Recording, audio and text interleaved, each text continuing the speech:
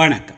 இது தமிழருவியின் பிரதான செய்திகள் வாயிலாக இன்றும் தாயகம் மற்றும் சர்வதேச செய்திகளுக்குள் உங்களை வரவேற்றுக் கொள்ளும் நான் மலரவன். முதலில் தாயக செய்திகள். தற்போதைய அரசாங்கத்திற்கு எதிரான எதிர்கட்சியின் பரந்த கூட்டணியின் வரைவு தயாரிக்கப்பட்டுள்ளது. நாரகன்பட்டி கிருள வீதியிலுள்ள முன்னாள் அமைச்சர் பேராசிரியர் ஜி.எஸ். பீரிஸ் இல்லத்தில் கூடிய பல எதிர்கட்சிகளின் தலைவர்களால் இந்த முடிவு எட்டப்பட்டுள்ளது. அதன்படி அடுத்த வருடம் இந்த வரைவு தொடர்பாக எதிர்கட்சி தலைவர்களுடன் கலந்துரையாடல்களை தொடங்க இந்த கூட்டத்தில் முடிவு செய்யப்பட்டுள்ளது. மேலும் இந்த பரந்த கூட்டணியின் இறுதி வரைவு நாடாளுமன்றத்தை பிரதிநிதித்துவப்படுத்தும் மற்றும் பிரதிநிதித்துவப்படுத்தாத எதிர்கட்சி தலைவர்களுடன் கலந்துரையாடிய பின்னர் தயாரிக்கப்பட உள்ளது. தற்போதைய அரசாங்கம் மக்களுக்கு அளித்த வாக்குறுதிகளை நிறைவேற்ற தவறியதால் எதிர்காலத்தில் நாட்டில் பொருளாதார நெருக்கடி ஏற்படும் அபாயம் இருப்பதாகவும் எதிர்கட்சி இந்த விடயத்தில் கவனம் செலுத்தி அதன் பங்கை முழுமையாக நிறைவேற்ற வேண்டும் என்றும் விவாதிக்கப்பட்டுள்ளதாக தெரிவிக்கப்படுகின்றது. பேராசிரியர் ஜி.எல். பீரிஸ் தலைமையில் பல அரசியல்வாதிகள் இது கலந்து கொண்டதாகவும் தெரிவிக்கப்படுகின்றது.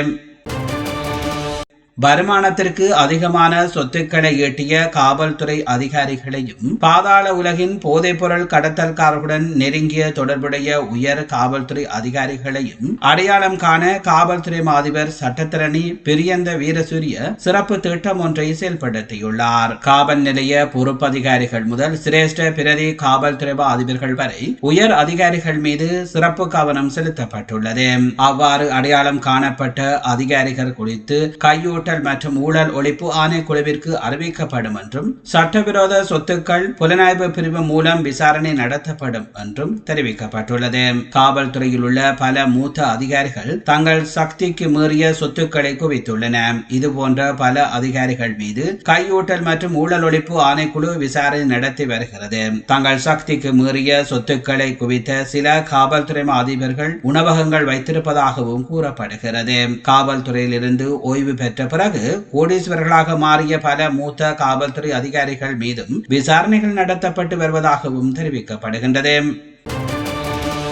செம்மணி வழக்கில் குற்றவாளியாக தண்டனை பெற்றுள்ள சோமரத்ன ராஜபக்ச 26 வருடங்களுக்கு முன்னர் கூறிய விடயம் தற்போது உண்மை என நிரூபிக்கும் வகையில் மனித எலும்புக்கூடுகள் மீட்கப்படுகின்றமை தொடர்பில் தாம் நீதிமன்றத்தின் கவனத்திற்கு கொண்டு வந்ததாக சட்டத்தரணி எம்.ஏ. சுமந்திரன் தெரிவித்துள்ளார். மனித புதைகுழி வழக்கு யாழ்ப்பாண நீதிவான் நீதிமன்றத்தில் எடுத்துக் கொள்ளப்பட்டதன் பின்னர் ஊடகங்களுக்கு தகவல் வெளியிட்ட போதே அவர் இதனை தெரிவித்துள்ளார். அதற்கு அமைய பிரதிவாதிகளின் நலன் கருதி யாழ்ப்பாண நீதிவான் நீதிமன்றத்தில் தாக்கல் செய்யப்பட்ட வழக்கு அனுராதபுரம் நீதிமன்றத்திற்கு மாற்றப்பட்டு கொழும்பு பிரதான நீதிவான் நீதிமன்றத்தில் விசாரணைக்கு எடுத்துக் கொள்ளப்படுகின்றமை தொடர்பிலும் மன்றுக்கு தெரியப்படுத்தப்பட்டுள்ளது. இந்நிலையில் குறித்த வழக்கு மீண்டும் யாழ்ப்பாண நீதிவான் நீதிமன்றத்தில் விசாரணைக்கு எடுப்பதற்குரிய வழிமுறைகளை ஆராயுமாறும் தற்போது விசாரணையில் உள்ள புதிய சித்துப்பத்தி வழக்குடன் இணைக்குமாறும் கோரிக்கை விடுக்கப்பட்டது.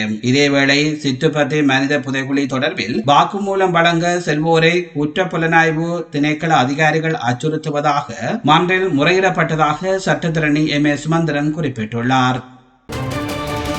இலங்கை இளைஞர்கள் 2 பேர் தமிழகத்தில் கைது செய்யப்பட்டுள்ளனர். யாழ்ப்பாணம் காங்கேசன்துறையைச் சேர்ந்த இளைஞர்கள் 2 கைதாகியுள்ளனர். குறித்த இருவரும் பயணித்த பைபர் படகு பழுதடைந்தமையால் தமிழகத்தின் ஆறுகாட்டுத்துறை கடற்கரையை சென்றடைந்ததாக தெரிவிக்கப்படுகிறது. இந்த நிலையில் இருவரும் வேதாரண்யம் கடலோர காவல் படையினரால் கைது செய்யப்பட்டுள்ளனர். கைதானவர்கள் கடற்தொழிலில் ஈடுபட்டவர்களா அல்லது கடத்தலுடன் தொடர்பு பட்டவர்களா என்பது தொடர்பில் விசாரணை முன்னெடுக்கப்படுவதாக தமிழக செய்திகள் தெரிவிக்கின்றன. நாடாளுமன்றத்தில் 8 நாட்களாக ஒலிவாங்கியை அணைத்து தனது உரையை இடைமறித்து ஊடக அடக்குமுறையை விதித்ததன் காரணமாக சபாநாயகருக்கு எதிராக எதிர்வரும் 21ஆம் தேதி நாடாளுமன்றத்திற்கு இடையிலான ஒன்றியத்தில் முறைப்பாடு அளிக்க உள்ளதாக யாழ் மாவட்ட நாடாளுமன்ற உறுப்பினர் ராமநாதன் அர்ச்சுனா தெரிவித்துள்ளார். எந்த காரணமும் இல்லாமல் பல நாட்கள் தனது உரையில் குறுக்கிடுவது கடுமையான குற்றம் என்றும் அவ்விடயம் தொடர்பாக ஜெனீவா மனித உரிமைகள் பேரவையிலும் முறைப்பாடு செய்துள்ளதாகவும் அவர் தெரிவித்தார். அத்தோடு 78 நாட்கள் தனக்கு நாடாளுமன்றத்தில் பேச வாய்ப்பு வழங்கப்படவில்லை எனவும் யாழ் மாவட்ட மக்களின் சார்பாக பேச வாய்ப்பு வழங்கப்படாதது யாழ் மாவட்ட மக்களுக்கு செய்யும் கடும் அநீதி எனவும் அவர் தெரிவித்தார். மேலும் இது தொடர்பாக நாடாளுமன்றங்களுக்கு இடையிலான ஒன்றியத்திலும் ஜெனீவா மனித உரிமைகள் பேரவையிலும் முறைப்பாடு அளிக்க உள்ளதாக நாடாளுமன்ற உறுப்பினர் ராமநாதன் அர்ச்சுனா தெரிவித்துள்ளார். ஏப்ரல் 21 தாக்குதல் தொடர்பில் சாட்சியம் வழங்க தயாராக இருப்பதாக கூறப்படும் தமிழ் மக்கள் விடுதலை புலிகள் கட்சியின் முன்னாள் ஊடக செயலாளரான அசத் மௌலானாவை விரைவில் இலங்கைக்கு அழைத்து வருவதற்கான நடவடிக்கைகள் முன்னெடுக்கப்படுவதை அரசாங்கம் உறுதி செய்துள்ளது.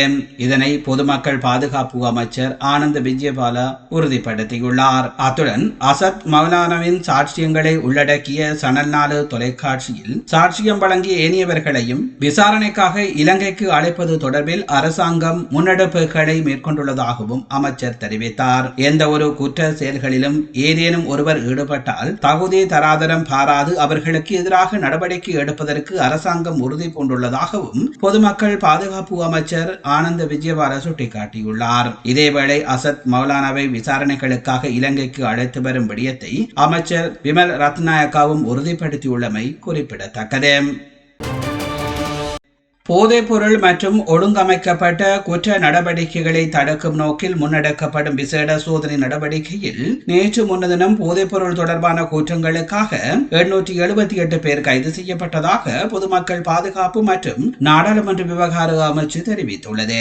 நாடு முழுவதிலும் இலங்கை காவல்துறையின் விசேட அதிரடிப்படை மற்றும் முப்படைகளைச் சேர்ந்த மொத்தம் 6676 அதிகாரிகள் இந்த சிறப்பு தேடுதல் நடவடிக்கையில் ஈடுபட்டனர். இதன்போது 26,125 பேர் சோதனை செய்யப்பட்டன. 10,791 வாகனங்கள் மற்றும் 8,091 உந்துருளிகள் சோதனை செய்யப்பட்டன. சோதனைகளின் போது போதைப் பொருள் தொடர்பான குற்றங்களுக்காக 878 பேர் கைது செய்யப்பட்டனர். குற்றங்களில் நேரடியாக ஈடுபட்ட 18 பேர் மற்றும் பிடியாணை பிறப்பிக்கப்பட்ட 530 பேர் கைது செய்யப்பட்டதாகவும் தெரிவிக்கப்பட்டுள்ளது. மேலும் 6 சட்டவிரோத துப்பாக்கிகளும் பறிமுதல் செய்யப்பட்டுள்ளதாக தெரிவிக்கப்படுகின்றது. நேர்கள் நீங்கள் பார்த்துக் கொண்டிருப்பது தமிழருவியின் பிரதான செய்திகள் வாயிலாக தாயக செய்திகள். இனி தொடர்ந்தும் தமிழருவியில் இடம்பெறுபவை சர்வதேச செய்திகள். அமெரிக்கா பசிபிக் கடலில் பாரிய அளவிலான ஆழிப்பேரலை ஏற்பட வாய்ப்பு உள்ளதாக எச்சரிக்கை விடுக்கப்பட்டுள்ளது. அடுத்த 50 ஆண்டுகளுக்குள் 8 அல்லது அதற்கு அதிக அளவிலான நில அதிர்வுகள் ஏற்பட 15% வாய்ப்பு உள்ளதாக விஞ்ஞானிகள் எச்சரிப்பதாக சர்வதேச ஊடகங்கள் செய்தி வெளியிட்டுள்ளன. சுமார் 1000 அடி வரை உயர்வான ஆழிப்பேரலை அலைகள் ஏற்பட வாய்ப்பு உள்ளதாகவும் தெரிவிக்கப்படுகிறது. இந்த நிலைமைகள் பாரிய ஆழிப்பேரலை ஏற்படுத்தும் எனவும் குறிப்பிடப்படுகிறது.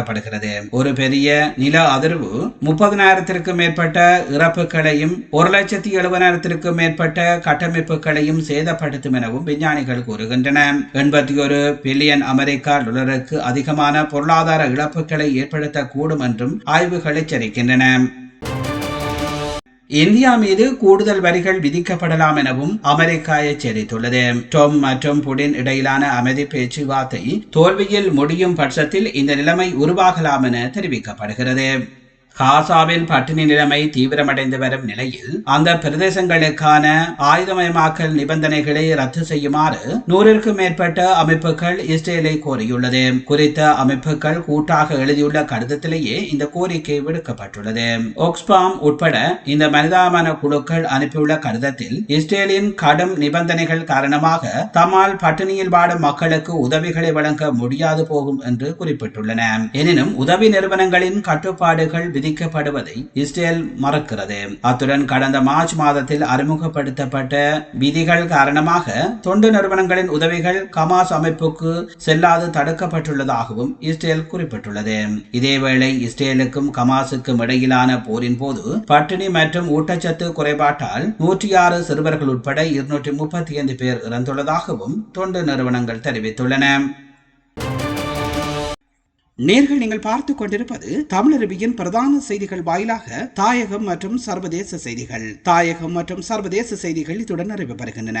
செய்திகள் தொடர்பான உங்கள் கருத்துக்களை கீழே பதிவு செய்யுங்கள். இதுவரை நேரமும் தமிழருவியின் பிரதான செய்திகளோடு இணைந்திருந்த அத்தனை நேர்களுக்கும் நன்றிகளை தெரிவித்துக் கொள்வதோடு மீண்டும் நாளையும் இதே போன்று ஒரு பிரதான செய்திகள் வாயிலாக உங்களை நான் சந்திக்கின்றேன். விடுந்திருக்கின்ற இன்றைய பொழுது உங்கள் எல்லோருக்கும் ஒரு நல்ல பொழுதாக அமைய எல்லாம் வல்ல இறைவனை வேண்டி உங்களிடம் விடைபெறும் நான் என்றும் உங்களுடன் இணைந்திருக்கும் மலரவன். நன்றி, வணக்கம்.